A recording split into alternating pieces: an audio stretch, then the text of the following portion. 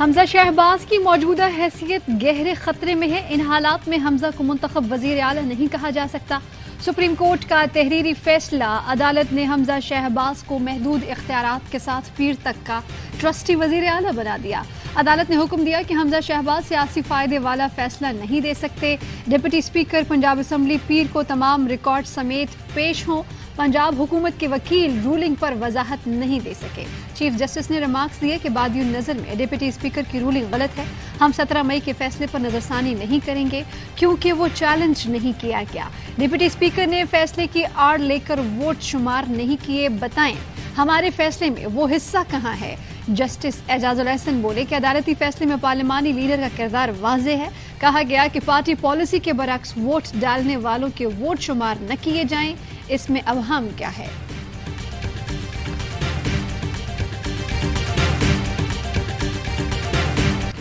Deputy speaker کو بتانا ہے کون سا پیرا پڑھ کر قافلی کے ووٹ مسترد کیے۔ فواد چودھری کہتے ہیں کہ پیر تک سپریم کورٹ کا فیصلہ آنے کی امید ہے۔ حمزہ کو شرم ہوتی تو استعفیٰ دے دیتے۔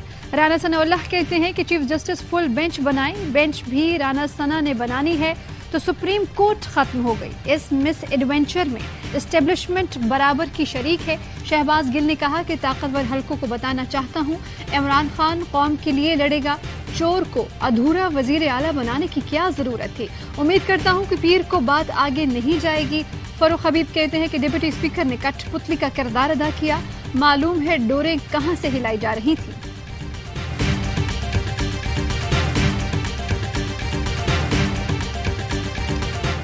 ہم ایک امتحان سے گزر رہے ہیں، جمہوریت کو مفاد پرستوں کے ہاتھوں ہائی جیک نہیں ہونے دیا جا سکتا۔ صدر عارف الوی کا ٹویٹ، کہا کہ عوامی امنگوں کے مطابق حکومت کی تشکیل کے لیے مل کر کام کرنا ہوگا۔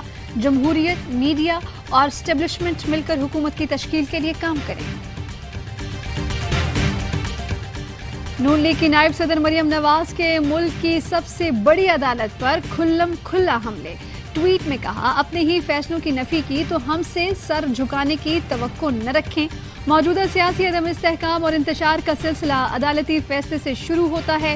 آئین کی منمانی تشریح کرتے ہوئے ووٹ ناشمار کا عدالتی حکم جاری ہوا تھا۔ آج بھی نئی تشریح کی جا رہی ہے تاکہ پھر لاڈلے کو فائدہ پہنچے۔ نامنظور۔ انصاف کے ایوان بھی دھونس دھمکی سے بار بار بینچ مخصوص فیصلے کرے۔ نواز شریف اور مریم نواز بوٹ پالش کے ذریعے لی گئی حکومت سے مایوس ہیں۔ لگ رہا ہے نواز شریف اور مریم نواز اینٹی اسٹیبلشمنٹ مہم دوبارہ شروع کریں گے۔ فواد چودھری کہتے ہیں کہ بلی تھیلے سے باہر آ گئی ہے، سپریم کورٹ کے خلاف مہم مریم نواز ہی چلا رہی ہیں۔ نون لیگ کا سیل صبح سے چیف جسٹس کے خلاف مہم چلا رہا ہے۔ مریم نواز کے بیانات توہین عدالت کے زمرے میں آتے ہیں۔ بابر اعوان کا مریم نواز کی ضمانت منسوخ کرنے کا مطالبہ، کہا وکلاء متفق ہیں کہ ڈپٹی اسپیکر کی رولنگ غلط ہے۔ مرضی کے بینچ، اداروں پر دباؤ اور این آر او مریم خاندان کا واحد ڈکلیئرڈ اثاثہ ہے۔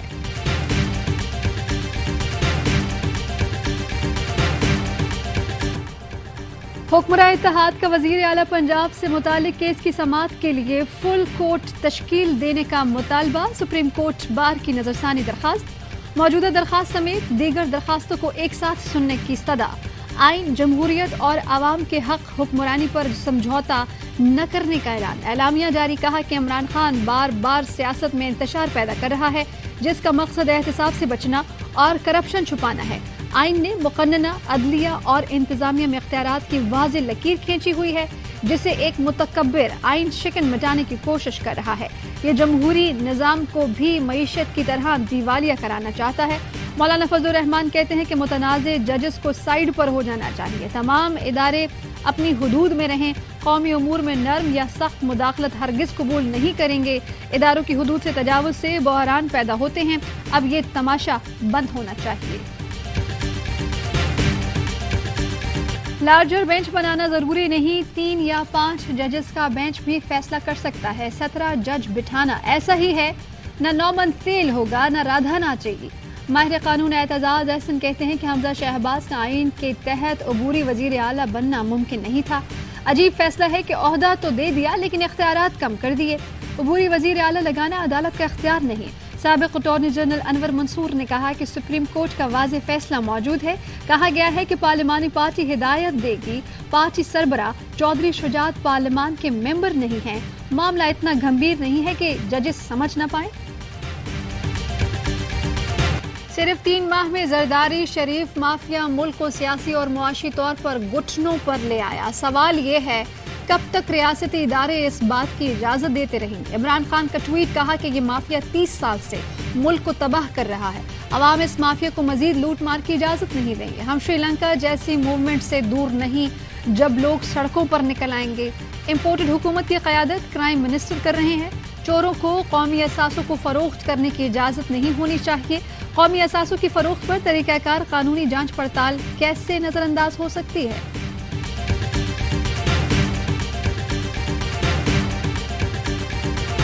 अवाम सुप्रीम कोर्ट की जानिब देख रहे हैं। शेख रशीद अहमद कहते हैं कि अक्टूबर नवंबर में इलेक्शन कराने पड़ेंगे। 30 अगस्त से पहले इलेक्शन की तारीख का ऐलान कर दिया जाएगा। बड़े मसले आसिफ अली जरदारी पैदा कर रहा है। सारी पार्टीज इलेक्शन के लिए तैयार हैं। डॉलर अगर 240-50 का हो गया तो मामला सियासतदानों के हाथों से निकलकर अवाम के हाथों में आ जाएंगे।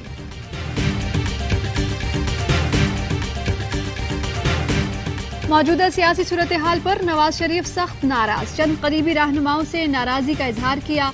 जराये का कहना है कि नवाज शरीफ समझते हैं इत्तेहादियों और चंद पार्टी रहनुमाओं की वजह से नून लीग मुश्किल में फंसी। पंजाब में हुकूमत की तब्दीली की सूरत में नवाज शरीफ दोबारा इत्तेहादियों से बात करेंगे। लीगी रहनुमा का कहना है कि अगर हमें चलने नहीं दिया गया तो कबल अज वक्त इंतखाबात की तरफ जाएंगे।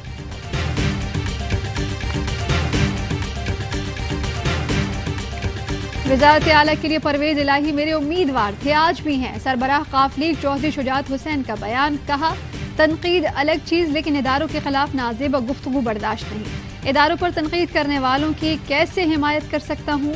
मेरा इदारों के साथ 30-40 साल से ताल्लुक रहा है। इदारे मुल्क की सालमियत को अपना फर्ज समझते हैं। इदारे हैं तो पाकिस्तान में इस्तेहकाम है। चौधरी शुजात पर कोई और दबाव बहुत ज्यादा था। मैंने नजरसानी का कहा तो चुप हो गए। रहनुमा काफ लीग मोनिस इलाही का बयान। चौधरी शुजात पर किस तरह का दबाव था? सहाफी का सवाल, वो न पूछें। मोनिस इलाही का जवाब, बताया कि शुजात साहब का कहना था कि खत लिखा है कि काफ लीग के अरकान किसी को वोट ना दें। नहीं चाहता परवेज इलाही इमरान खान के वजीर आला बने। वाज़े किया कि चौधरी शुजात से मेरी कोई लड़ाई नहीं।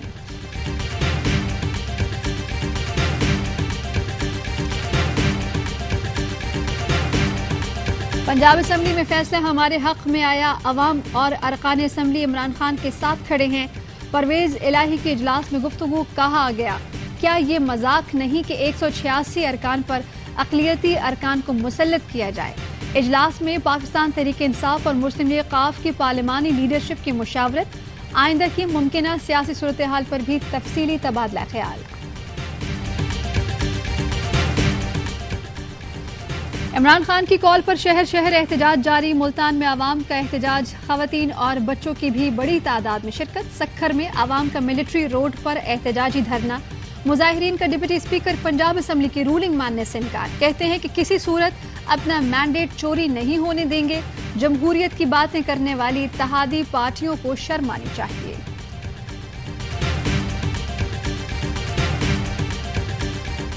सिक्योरिटी फोर्सेस के शिमाली वजीरिस्तान में खुफिया इत्तलात पर 2 ऑपरेशन, 3 दहशतगर्द मारे गए। अहम कमांडर समेत 3 दहशतगर्द गिरफ्तार। ISPR ने बताया कि दोनों ऑपरेशन के दौरान हथियार, गोलियां और IEDs बरामद हुई। दहशतगर्दों का ताल्लुक हाफिज गुलबहार ग्रुप से है। दहशतगर्द फोर्सेस पर हमलों, टारगेट किलिंग, अगवा बराए तावान में मुलव्वस थे।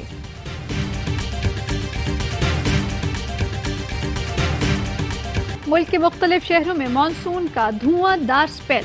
रावलपिंडी में बारिश, अंदरूनी शहर गलियों और बाजारों में पानी जमा, नाले बिफर गए। लाहौर समेत दीगर शहरों में भी वक्फे वक्फे से बरसात। नशेबी इलाके ज़ेरे आब आ गए।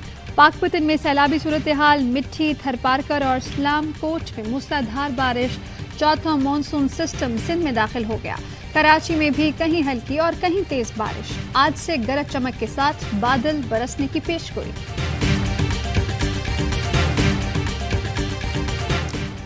कराची के इलाके बल्दिया हब रिवर रोड पर बिजली बंदिश के खिलाफ मुजाहिरा। ट्रैफिक की आमदोरफ्त मुअत्तल। شہریوں کا کہنا ہے کہ 4 دن سے بجلی بند ہے۔ گلشن حدید میں کے الیکٹرک کے دفتر کے باہر تاجروں کا اضافی بلنگ اور ٹیکسز کے خلاف احتجاج، بجلی کے بلوں کو آگ لگا دی۔ کراچی چیمبر آف کامرس نے بھی کے الیکٹرک کی اضافی ٹیکس وصولی مسترد کر دی۔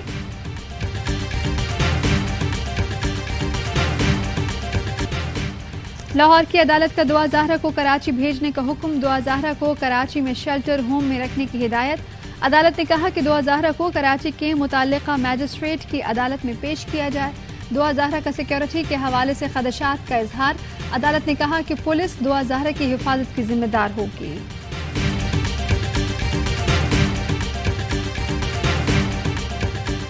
ترک صدر کی ثالثی میں روس یوکرین میں تاریخی معاہدہ، اناج کی برآمدات کے لیے یوکرینی بندرگاہیں دوبارہ کھولنے پر اتفاق۔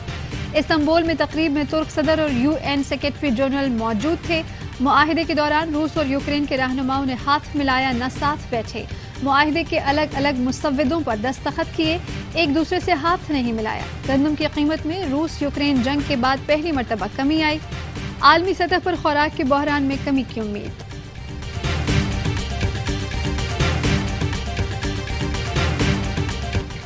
پاکستان اور شری لنکا کے درمیان دوسرے ٹیسٹ کا میدان آج گال میں سجے گا۔ قومی ٹیم کی بھرپور پریکٹس، وائٹ واش پر نظریں مرکوز۔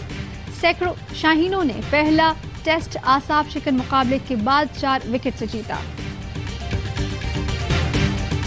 اور پہلی چیف آف آرمی اسٹاف قومی انٹر کلب ہاکی چیمپئن شپ، رانا ظہیر ہاکی کلب لاہور نے ٹائٹل جیت لیا۔ یوتھ ہاکی کلب ملیر کو فائنل میں شکست، ملک بھر سے 10 بہترین ٹیموں نے ایونٹ میں حصہ لیا۔ مہمان خصوصی army chief general Qamar Javed Bajwa نے انعامات تقسیم کیے۔ جیتنے والی ٹیم کو 30 لاکھ روپے انعامی رقم دی گئی، رنر اپ ٹیم کے لیے 20 اور تیسری پوزیشن کی ٹیم کے لیے 15 لاکھ روپے انعام۔ ہیڈ لائنز آپ جان چکے ہیں، خبروں کی تفصیلات شامل کریں گے ایک بریک کے بعد۔ اہم ترین خبریں اب ایک کلک کی دوری پر، آپ کے پسندیدہ ٹاک شوز ہوں یا اہم ملکی یا غیر ملکی شخصیات کی نیوز کانفرنسز، ہر لمحہ باخبر رہنے کے لیے سبسکرائب کریں ہمارا YouTube چینل۔ موسم کی صورتحال ہو یا کھیل کے میدان سے خبریں، اپنے موبائل فون سے ملکی اور بین الاقوامی اہم خبروں تک رسائی کے لیے ڈاؤن لوڈ کیجیے موبائل ایپ۔ باوثوق ذرائع سے مصدقہ خبروں، تجزیوں اور تبصروں سے مستفید ہونے کے لیے وزٹ کیجیے پاکستان کی سب سے بڑی نیوز ویب سائٹ www.arYnews.tv۔ ان سب کے علاوہ پاکستان کا سب سے بڑا فیس بک پیج ہو، سب سے بڑا نیوز انسٹاگرام اکاؤنٹ یا پھر ٹویٹر، ARY نیوز پہنچا رہا ہے خبریں سب سے پہلے آپ تک، تاکہ آپ رہیں ہر لمحہ باخبر۔